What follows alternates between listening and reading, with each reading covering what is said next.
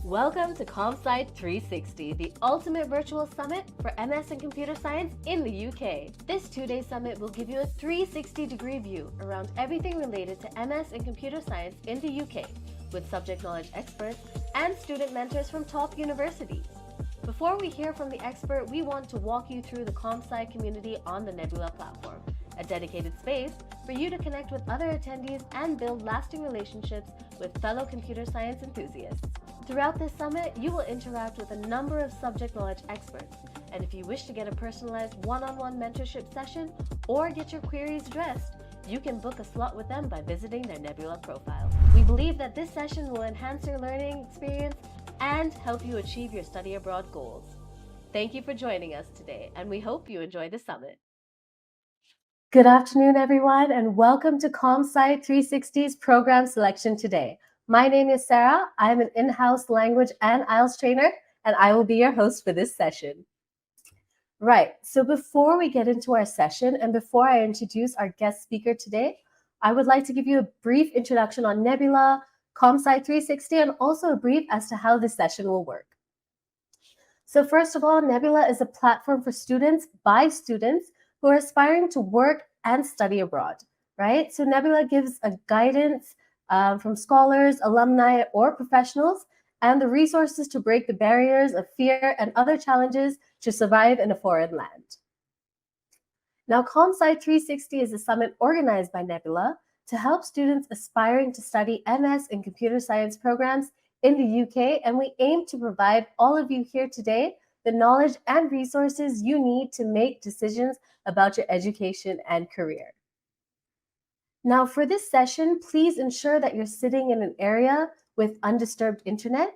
And also for this, in order for this session to be an interactive one, you can use the audience chat to communicate your questions, responses, or if you're facing any technical difficulty, right? And you can find that on the right-hand side.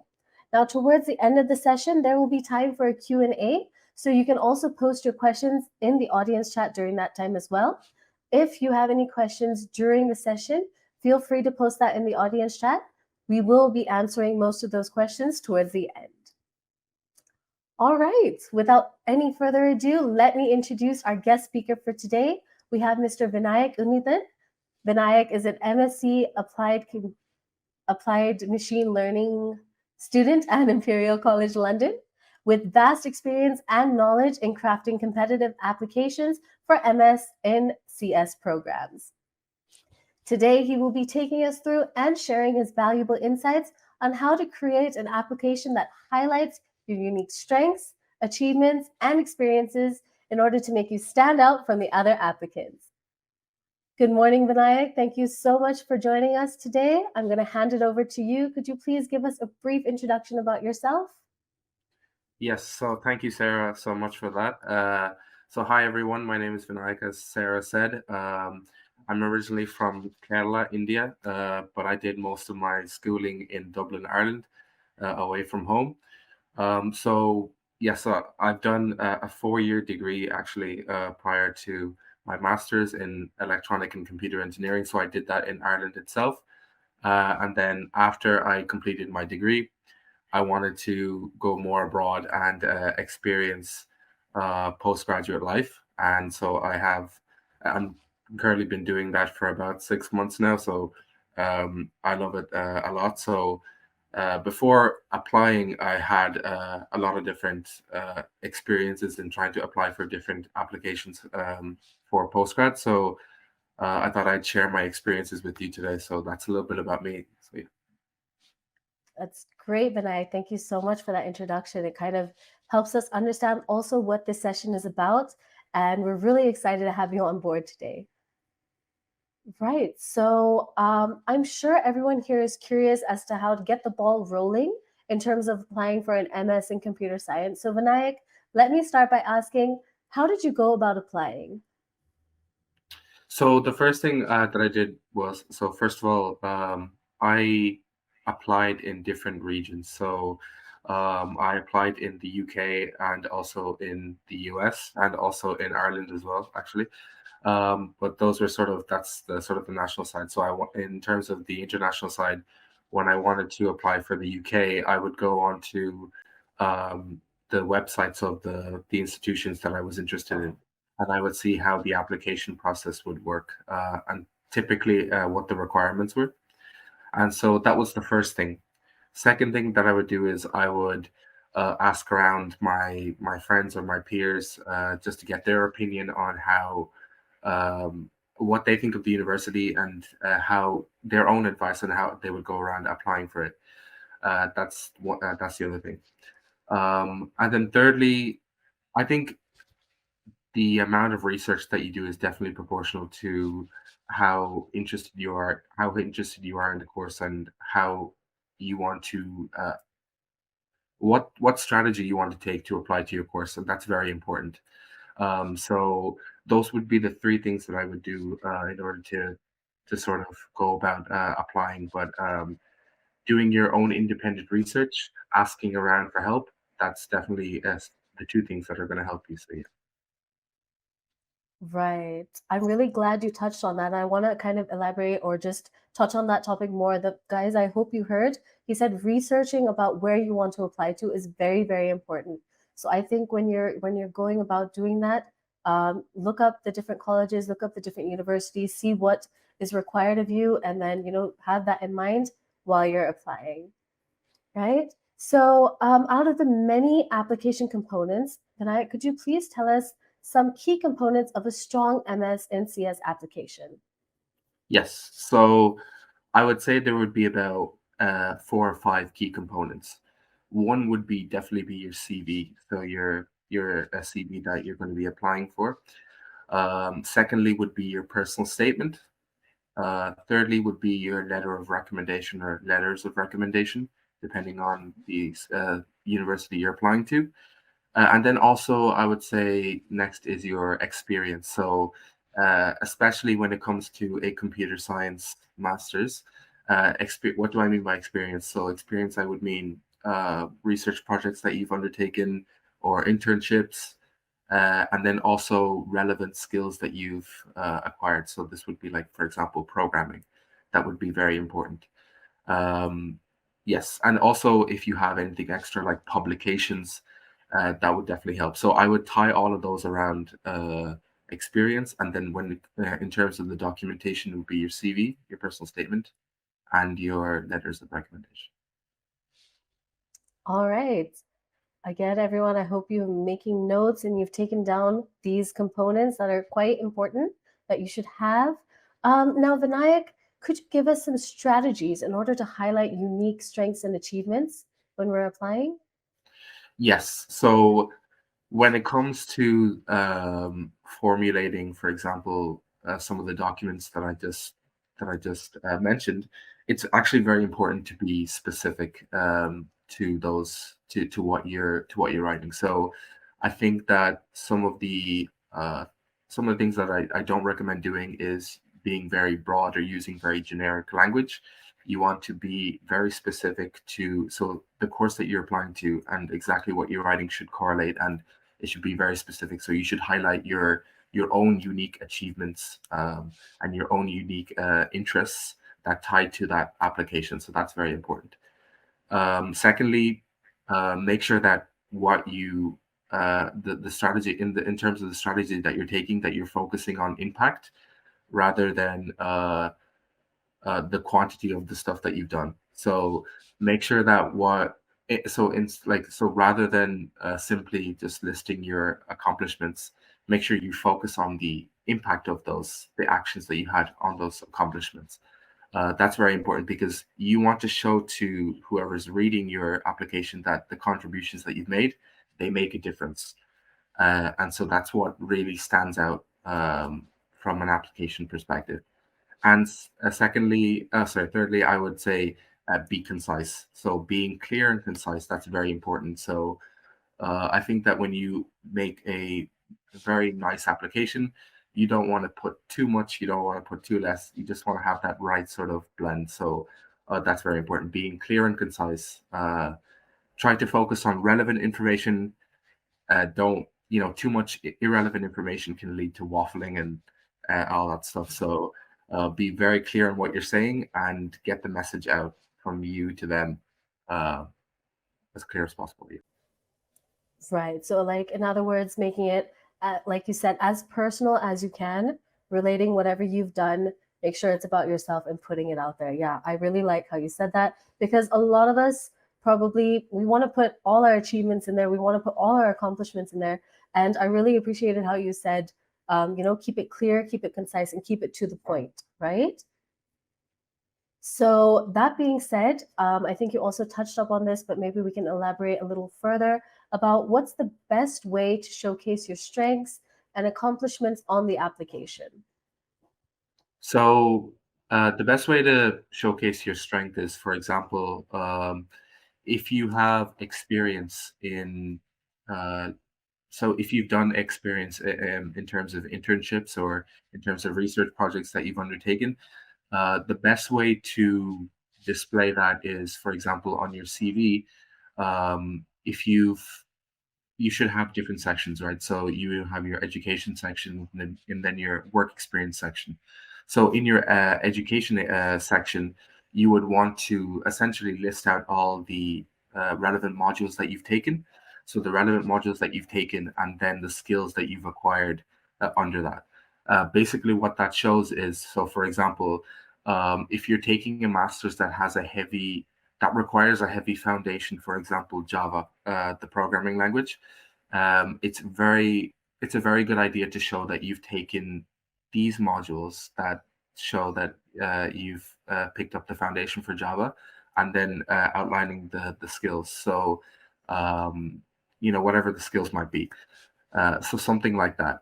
And then for your work experience, exactly where the work experience was, and the sort of the roles and the responsibilities for that internship. But try to actually very much focus on um, the goal of the internship. So why does that tie to the application that you're applying to? So what what what I've noticed is that what the board of most universities do is that they want to actually figure out um, why you belong to that university and why you belong to that course, and making that job easier for them will only make you more successful. So you want to be able to show that the way you show that through your formality of English or um, the way it's displayed, the structure, that's all very important as well. So try to sort of show the message from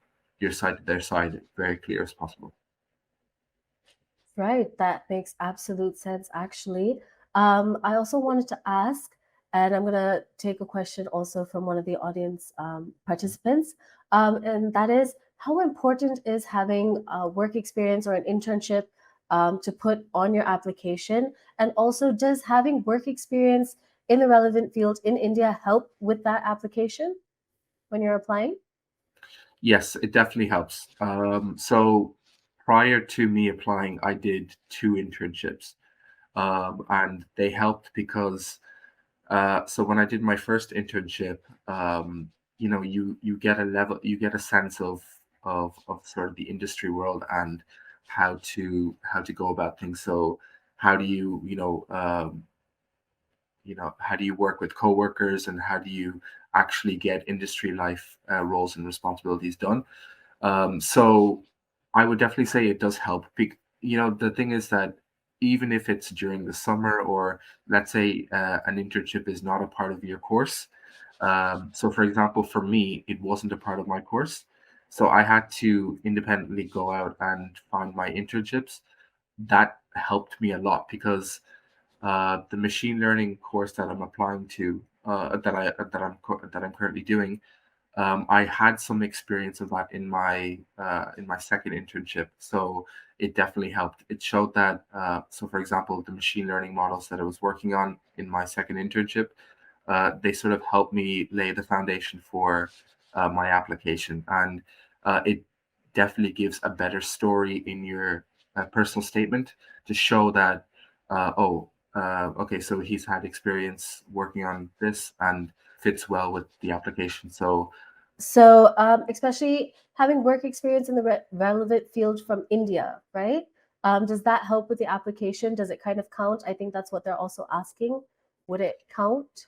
Does it Yes. matter where you're doing it? Yes, I don't. I personally don't believe where you do your internship um, has an effect on your application. I think that if you've taken the initiative to go out and do an internship, and you've taken the initiative to learn, you've taken the initiative to try and gain more experience, that definitely counts. I know that some people from India, they do an internship abroad. They Mhm. either do it virtually, so through remote means, or they actually go over to that country. Mhm. As I said, if you do it remotely or if you go over there, it doesn't really affect your application, because what they really want to see is the skills that you've acquired during that internship, and whether you do that from home or whether you do that in the workplace, it doesn't really matter. So I would definitely say it does count. Don't be sort of discouraged to do an internship in India if that is the case. If you feel that way, getting as much experience as possible counts. Full stop. I'm so glad you said that because, like I said, a lot of students from India do kind of worry about this. They really do kind of question themselves and probably say, "Would it count if I do it in India?" So I'm so glad you said that. I hope everybody heard that as well. It doesn't really matter where you do it. Um, I guess as long as you have it, it would definitely help, right? Another thing that I want to ask you, Vinayak, is that we've talked a lot about work experience and having that kind of professional side of that point to your application. But what about the extracurricular? Um, how does that kind of come into play when you're applying? So extracurricular is actually very important when it comes to applying, in the sense that extracurricular basically says that apart from your course, what have you done to show that you really belong in the course? And so, my advice would be to try and get into as much competitions, for example, as possible, or programs, or even extra courses online. So, for example, websites like Coursera or so Coursera, for example, they offer independent courses, free courses, to learn more about the field that you're applying to. So extracurricular is very important in the sense that, again, if you're taking the initiative to go out and learn more about the field that you've chosen, that counts as well. So in my case, some of the extracurricular things that I did was I was a part of this program known as Seeds for the Future. It was a program that was set by Huawei in Ireland. Huawei is a big company that it's a global company that sells phones and laptops and uh, huge different parts of technology. So when I was at the Seeds for the Future program, um, there was a huge influence on artificial intelligence, cloud computing, 5G, AI. So again, because I'm doing machine learning, that ties all together. And I had the opportunity to talk to a lot of different people from the US, from China, so from globally as well. And then I also got to do a machine learning project, um, which was very nice. So I got to work with people globally in my project and then do it all together. So yes. So again, extracurricular, if you have any awards or scholarships, competitions, um, those all help together to formulate your application. So I wouldn't say that the more you have would be the better. I would say that the more relevant it is to your application, is better. So again, you can't really list. So if you have a lot of extracurricular things that you want to list, make sure that it's very relevant to your application. They have to match. Right, definitely, for sure. For sure. And I'm glad that you had that opportunity to work alongside or be a part of the Seeds program by Huawei. That was a really great experience for us all to hear as well. Um, so, also, I think we'd just also like to know what are some tips you'd like to give us for crafting a compelling personal statement and resume and or CV? Yes. Okay. So I'll start from the personal statement. So Uh, I know for so now this in terms of the personal statement, it very much depends on what the requirements is. So, for example, for my university, Imperial College London, they recommend a 1 to 2 page personal statement. Um, so, if that is the case for some universities, I would definitely recommend just doing 1 page. The reason why 1 page is because, first of all, it keeps it very clear and concise. And so, how you formulate it is you I recommend definitely recommend trying to create a story rather than just say, for example, oh, I like engineering. Here's my experiences and stuff. It doesn't really make sense, and it's actually very I would say poor quality personal statement. What you want to do is you want to create a story from start to finish that explains why this course is the right fit for you and why that institution is the right fit for them. So so how you would go about that is again, so using very good English. So you try to keep it quite formal in your language and in the personal statement. Um, Try to first of all show how you got into your undergrad, first of all, and then what you've done in your undergrad. So the particular courses that you've taken and the particular skills that you've acquired, and you're transitioning that to the work experiences that you've done, and then trying to transition that to the extracurricular things that you've taken. So this would be the competitions or the awards that you've won, publications, and then basically talking about university life. So, for example, if it's an international thing, you want to say that university life is quite dynamic and interesting. So, going abroad for the first time, if that's the case, will teach me independence. It'll teach me how to sort of live on my own and take care of myself. So those type of things. Make sure it's not very sort of academic or it's not very sort of um, concrete on the professional thing on the professional industry life. You want to also explain um, apart from academics, why it's important for you to travel abroad, and can you handle that pressure of being away from home? So um, those are definitely the things for the personal statement. So that should all definitely try to fit that all in 1 page if possible.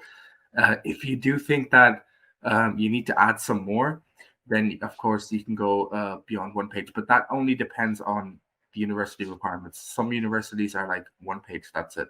So make sure that you keep to the requirements. That is very important. Now, the CV, this should be an academic CV. So, as I said, you try to list your education first. So you should have like a professional profile of a short bio of yourself about what you're interested in, um, and that kind of stuff. So your education first. So you list your modules and the skills that you've undertaken. You should definitely also list your grade as well. So if, for example, if you haven't finished your course, you should say your grade and then put expected or something like that. Don't try to leave it blank. Just try to give them an indication of where you're at, and that will definitely help as well. And then, of course, your work experience. So work experience is, as I said, is very important. And then your research projects or the projects that you've undertaken, because you want to show that, for example, if you're applying for a machine learning course or if you're applying for, yeah, so for example, I'll take machine learning as an example. Um, and you've completed 2 machine learning projects, that's very important to keep in the page. Try to keep that clear and concise as well. What were the objectives and what were the results? And so, apart from research projects, work experience, education, then you should also formulate your achievements as well. So, these maybe the prizes or the scholarships that you've won, and then if you have any publications, keep them at the end. And then also, of course, your skills. So these would be your programming skills, your software knowledge, Those are very important. Anything even if you're not very proficient at it, but you have a very basic foundation for it, definitely try to keep that as well. So, but again, don't overfill it with so many languages like Python, C, C++. Just try to keep it relevant. So, for example, like I know for like if it's a course that's heavily on machine learning or data science, Python is very important, right? Again, of course, you can put languages that that are not sort of relevant, but you're very proficient in. That would help, but don't try to overfill it and overcomplicate the application. And then, as I said, keep publications at the end if possible. And yeah, so that would be my advice for CV and personal statement. Absolutely fantastic. I think everyone, I hope you really caught on to those tips that Vinayak has shared with us. Absolutely brilliant. Very, very important. And I think one point that he keeps repeating is keep it clear, keep it concise, keep it to the point, keep it relevant, right? I think that's what we can take away from that. Um, so before we get into the Q&A session, I honestly just want to pick your brain and ask you for some advice on navigating recommendation letters and choosing the right recommenders. Okay. So in my case, how I did it was so I had to provide two academic letters. So one was with my professor, which was my final year supervisor. So I had to do a final year project, and I had a supervisor. So I chose him. So I'll explain why I chose those people first, after I listed out, and then I chose another professor, assistant professor in my university, that I've known for about 3, 4 years. So first of all, why did I choose those people as opposed to anyone else? It's because I was very close to those two people, and that's a very important thing when you're choosing your recommenders. So first of all, my final year project is very important. It's a huge part of my final year and my degree. So I would be, constantly in contact with my supervisor, um, who's working with me all the time, who's giving me advice. So that's one thing. Second thing is the lecturer, the assistant professor that I knew for 3 years. He's taught me for many modules, and he knows me very well. So if you can guess what I'm trying to say is, when you pick your recommenders, you should be very, very close to them in the sense that they should know who you are, the work that you've done. If they know exactly what grades you've achieved, it's very helpful because, for example, if you ask someone, a professor that you have no sort of connection to give you a recommendation letter, it is very difficult for them to give you a very good quality recommendation letter because they don't know a lot about you. And so it's very important that who you ask and who's writing your recommendation letter are matching together in the sense that they should know what you've done for the course, if you've undertaken any sort of competitions for the university, if you've done any clubs or societies. All that helps because the more knowledge that they have, the more they can put on paper. So um, I know for the format for letters of recommendation, they ask very clear questions on, for example, class ranking. Um, what are sort of the things that are done outside academia? So if you ask someone, if you ask a recommender that you have really no connection with, to handle those type of questions, it can be very generic. So the recommender might say, "Okay, yeah, I'll do it," and then it's a very generic response to those type of questions, and so that's poor. So um, what I would definitely recommend is, so to all the students that are out there, find someone that you're close to, that you've known for 1 or 2 years of your undergrad, or whatever the case might be, and try to just highlight to them. So even if they need a reminder, send them your CV, send them your transcript, send them your personal statement so they can read it and get more information. So the more that's also one more thing as well. Try to reach out to them early because there are some deadlines. There are some not just application deadlines, but if you're applying for funding as well, there's some funding deadlines as well. So try to reach out to them early so they can have enough time to give you a really good recommendation letter. Um, but yes, just it's very important that you choose the right people because ultimately, uh, ultimately they can influence your chances of getting in the sense that uh, they should be able to give you a good quality recommendation letter. Absolutely. Right. Yes. All right. So, thank you, Vinayak, for this very insightful discussion. Moving on to the Q&A part of this session, we have time for a couple of questions. Again, for those of you who might have just joined in between, or a reminder for everyone else who's been here throughout the session, you can use the audience chat to type in your questions, and we'll get to you one by one. All right. We have quite a few questions actually. So, question from Jency. Which is the most important, what are the most important factors that should be taken care of while applying for your master's? So most important factors that should be taken care of is, of course, the documentation that you give. But so what happens is um, it really depends. So, for example, some universities, I know Imperial College London. Now this depends, but some universities may require GRE examinations or they Mm, require the GMAT. So make sure that when if you're not if you're going to do those if you're going to do those exams and they're required for the course that you're applying for, make sure that the results that you're getting is quite good quality in the sense that it should be of course high marking. It should be a high marking result because um, for example, in Imperial College London, business degrees, typical business degrees like management or strategy, they require GMAT, I believe.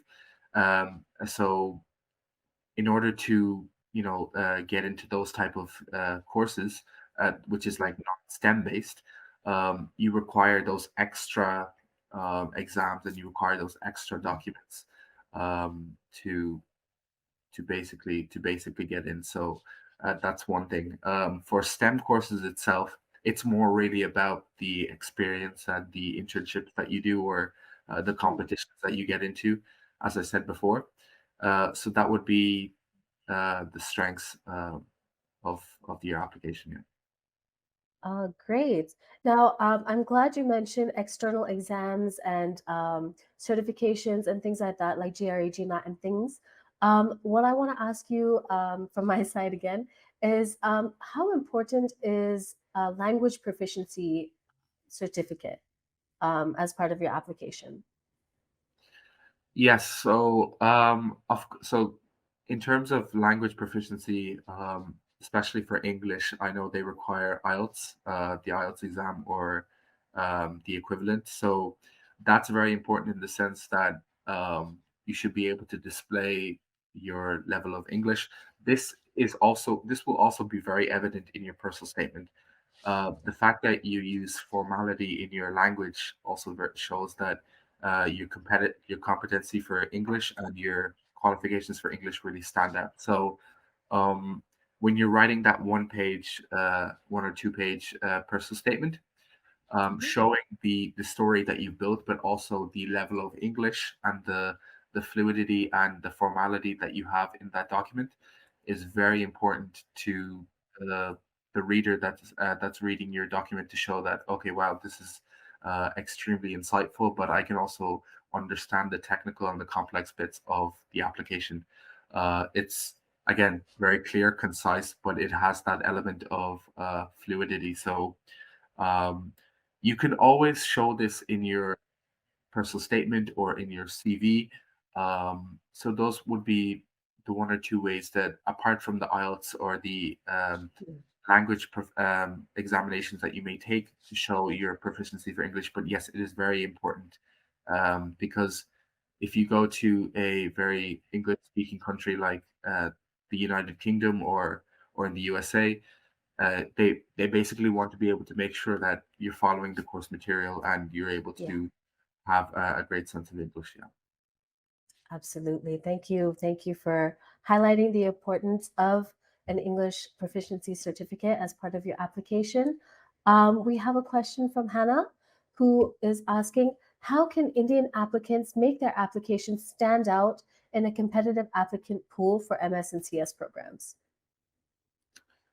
Um, so I would say that I think everyone has a really good chance of making, whether it doesn't really matter where you come from. I think everyone has a really good chance of making a good application. What I would definitely recommend is that you try to um, tie your aims and your objectives of what you want to do for the future to your application. So within the application portal itself, depending on the university you're applying to, there might be some questions like what are your goals, what are your career goals. So you want to be able to make sure that's clear as well. So I know for and this depends, right? This depends on person to person what your career goals are. But try not to keep that broad and general. Try to keep it very to the point. So, for example, if you want to get into the startup world or you want to sort of get into research, try to explain what about research intrigues you, and exactly what about research you want to delve deeper into. So that's so research is a very good example. You want to sort of learn more about you want to sort of learn more about a topic. So for example, you've been doing your own independent reading about a topic, and there's so much you can read, right? So when you read so much, you want to sort of put the words on paper. And for readers that are, for example, if you're applying for a research degree, um, so you can, of course, you can have top degrees, top masters and research masters. Research masters love to see exactly what you're interested in and how your past experience matches with that of your future goals and your future expectations. Um, so most, universities, so if you're applying for a very, high ranked global university, they want future leaders to come and make a change for their university or for their nation. So you want to be able to show uh, what the impact of your work will make. What's the impact of the work that you'll have, and yes, so I would definitely try to implement all that and blend it together to create a wonderful story. So yeah. Fantastic. Thank you so much, Vinayak. Um, all right, our next question. You've actually kind of touched a little bit about this, but we'd also like to know maybe another unique point. If you could share another unique point that you had on your application which helped, right? You mentioned about Huawei and your experience with them. Is there anything else that kind of you felt made you stand out? Yes, so I think so basically prior to applying, I also applied for external funding. So what that meant was I applied for funding outside of the university that I was applying to. So I won a scholarship known as the George Moore Scholarship, which was basically full tuition and living expenses covered. So I actually got that before I even got any responses on my application itself. So what that meant was that was perfect actually, because what that meant was I could basically say that okay, I've won this scholarship, this competitive scholarship. I did the interview and they've the board has seen something very interesting in me, and I've actually put that also into my application as well, in the personal statement as well. And that really helps because it shows that um, there's always this question in an application: have you received funding, or what is your funding source? So I was able to put, oh yes, I received funding, full funding by an external body. Um, that I'm not saying that has an influence on whether you'll get in or not, but I'm just saying that that actually helped me stand out more because Mm. it was a very competitive process to get that scholarship, and I was very happy to get it. So it just made my life easier that I didn't have to pay for my master's, and it was all fully funded, and I had that sort of financial relief. So that was very important as well. So I would say that was one of the highlights of my undergrad, getting that scholarship because um, they so ultimately the scholarship board sees something in you, and then of course the university also sees something in you, so it gives you more motivation to do better. So yes, so definitely the scholarship. Yeah. Perfect. Thank you. And I think we have time for one last question from our audience. And that is, you actually mentioned also what you kind of observed or realized that the admissions committee is kind of looking out for. So the next question is, how much weight do admissions committees in the UK give to recommendation letters from professors or industry professionals when evaluating MS in CS program applications? Might want to just maybe repeat a few points as well. Yeah. So in terms of weightage, actually, there's no sort of set weight to how much it matters. So in the sense that I think what you're asking is how is so, for example, are your two recommendation letters, do they weigh more than your CV or your personal statement? I genuinely don't think so. I think that they all equally matter. Um, because in that case, it sort of means that you could just put more effort into your letters of recommendation than your CV and your personal statement, which is definitely something that I do not recommend to do. You have to treat them. You have to treat all of them equally in the sense that you should put a lot of effort into all of. So, for example, letters of recommendation, that is something that you really cannot control because most universities, they don't require you to write it on a Word document and then send it. They actually require you to give the professor's email, and then the link is sent to the professor's email, and then the professor clicks on it and writes it online. So basically, it tries to stop any sort of fraud or any sort of illicit activity. It's more of a safer way to make sure that whatever is coming out of the professor is true. So please don't worry about the weightage, because again, letters of recommendation, the letter of recommendation is the document where you have least amount of control. So try to put, so the CV and the personal statement is all you. There's literally no one else that has influence on it. So try to make it as bright as possible. Try to make it as standoutish as possible. That's the one thing that's the two things that you have control in. So uh, if both of the if your CV and your personal statement are good quality, and you have a professor that you're close with, if you have two professors that you're close with, or two industry leaders that you're close with, and they give you really good letters of recommendation, then everything will come together and it will stand out like magic. So, but also you can definitely ask your professor or your industry leader to review your letters of recommendation to make sure that it's okay. You can definitely ask. That's also in your control as well. So try to use what you can to make sure that you get the best possible chance.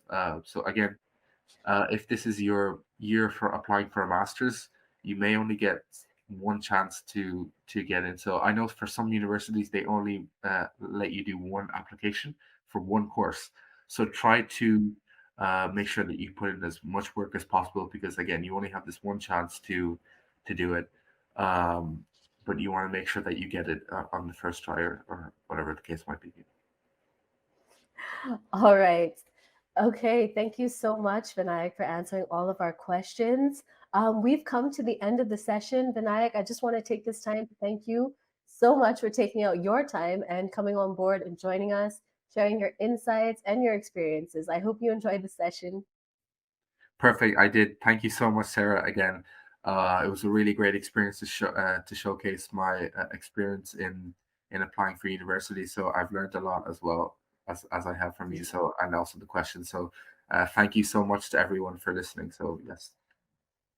Yeah, I think after hearing the session, a lot of us can kind of breathe a sigh of relief and feel a bit hopeful when it comes to applying. I definitely feel a bit empowered and hopeful about, these students here who are looking to apply.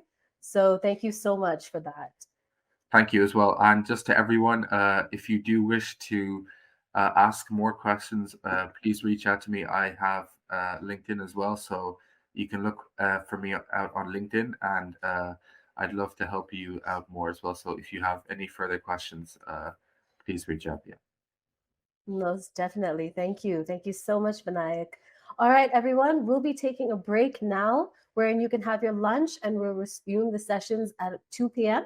Right? So, just to give you a heads up on the sessions taking place after lunch, we have under the same track, that is program selection, we have a panel discussion on the topic of MS and CS programs, curriculums in the UK. For track 2, which is scholarships and grants, the topic will be the do's and don'ts of the Commonwealth Scholarship. And the final track we have for internships, part-time and post-study jobs, the topic will be strategic initiatives to take during the program to secure a future in the UK job market after studies. Now, I think we have the links also in the audience chat, so you can go ahead and check that out. Also, if you'd like to check out the other sessions we have lined up for the summit, please do have a look at nebula.com/CompSci360. The link was also been added in the audience chat. All right, thank you again, Vinayak, and everybody for joining us. All the best for your CompSci application and preparation journey.